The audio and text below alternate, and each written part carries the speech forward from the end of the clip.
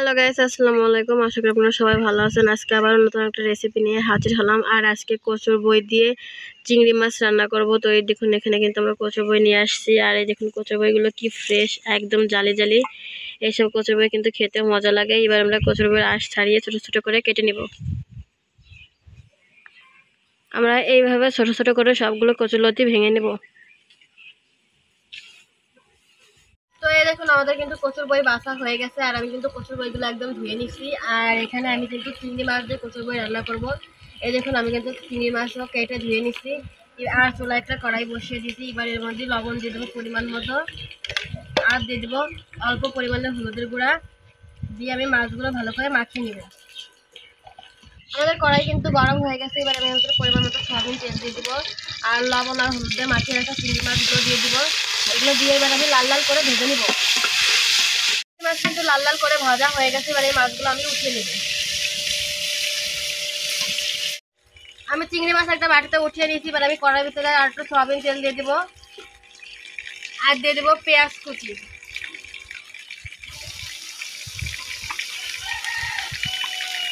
কাঁচামরিচ ফালি দিয়ে দিব,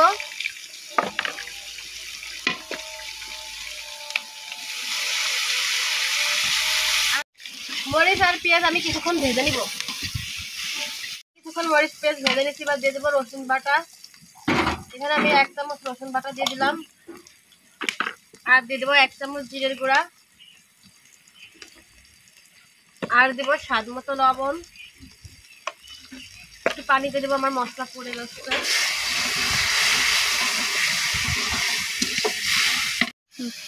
আর দিয়ে দেবো 1 চামচ হলুদের গুঁড়া, আর দেবো 1/2 চামচের মতো শুকনো মরিচের গুঁড়া। এবার আমি মশলাটাকে ভালো করে কষিয়ে নিব। আমাদের মশলা কষানো হয়ে গেছে। আমি আর একটু পানি দেবো। আমি আরো কিছুক্ষণ কষিয়ে নেবো মশলা ভালো করে। আমি মশলা কিছুক্ষণ কষিয়ে নিচ্ছি। এবার দিয়ে দেবো ভেজে রাখা চিংড়ি মাছগুলো। এগুলো দিয়ে কিন্তু মশলার সাথে আমি ভালো করে মিশিয়ে নিব। এবার দিয়ে দেবো ধুয়ে রাখা কচুর বই। এবার এগুলো দিয়ে আমি কিছুক্ষণ মশলার সাথে কষিয়ে নিব।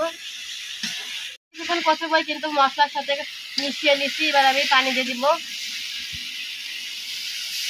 দেখুন, আমি কিন্তু পানি দিয়ে দিচ্ছি, আর আমি খুঁটিতে কিন্তু নাড়া দিয়ে নিচ্ছি। এবার আমি একটা ঢাকনা দিয়ে ঢেকে দিব, আর আমি 5 মিনিট আস্তে আস্তে রান্না করে নেব।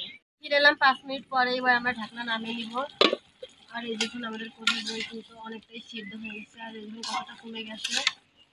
একটু নাড়া দিয়ে নিলাম। এবার আমি আবার একটা ঢাকনা দিয়ে দিব, আর আস্তে আস্তে জাল দিব। 4 মিনিট রান্না করে নেব। ফিরে এলাম 4 মিনিট পরে। এবার আমরা ঢাকনা নামিয়ে নিব। আর এই দেখুন, আমাদের কচুর বই কিন্তু সিদ্ধ হয়ে গেছে, আর পানিও কিন্তু অনেকটা শুকিয়ে গেছে। এবার আমি এটা ঢাকনা দিয়ে ঢেকে রাখবো। আর আমি কিন্তু কোনো রকমের জাল দিব না, এভাবে চুলার উপরে রেখে দিব। ফিরে এলাম কিছুক্ষণ পরে। এই দেখুন, আমি কিন্তু আর কোনো রকমের জাল দিইনি। আর এই দেখুন কচুর বইয়ের পানি কিন্তু সব শুকিয়ে গেছে। এই দেখুন কোনো রকমের পানি নেই। এবার আমি আমি একটা বাটিতে নামিয়ে নিচ্ছি। আর দেখুন কচুর বইয়ের কালারটা কত সুন্দর হয়েছে। আর কারা কারা আমার মতো চিংড়ি মাছ দিয়ে কচুর বই খেতে ভালোবাসেন অবশ্যই কমেন্টে জানাবেন। আর ভিডিওটা কেমন হয়েছে কমেন্টে জানাবেন। Like, comment, share and subscribe করবেন। ভালো থাকবেন। আল্লাহ হাফেজ।